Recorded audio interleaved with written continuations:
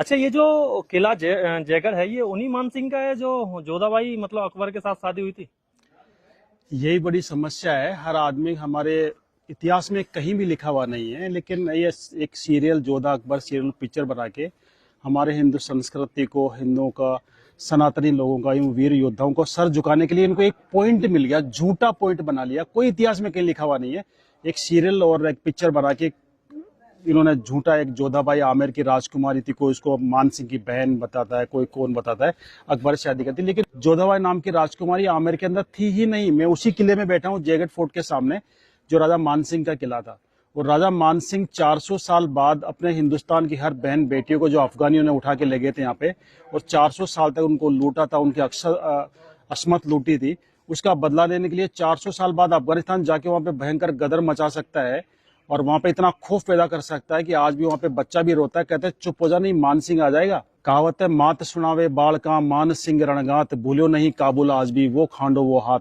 माता आज भी अपने बच्चों को मान सिंह रणगाथा के बारे में सुनाता है कि काबुल आज भी वो मान सिंह का हाथ खाना नहीं भूला है। वो मान सिंह क्या अपनी बहन किसी अकबर को या मुस्लिम को दे सकता है?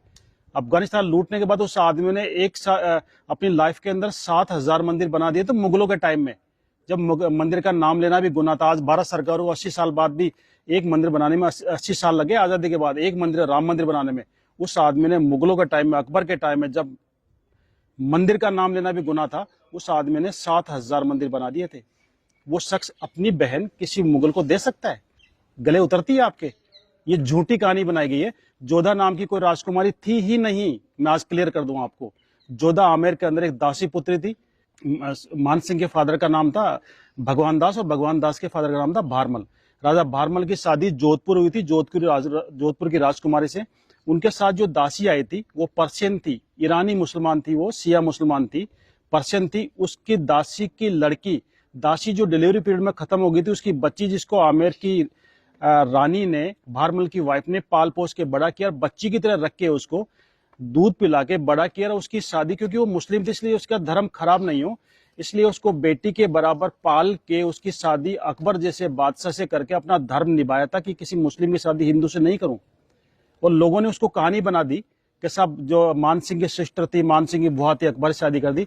मान सिंह जैसा तो योद्धा ही नहीं था। अगर मान सिंह नहीं था उस समय सनातन ही खत्म हो जाता। आज हर मंदिर के ऊपर आपको पचरंगा झंडा नजर आता है। पता है पचरंगा झंडा क्यों लगाते हैं?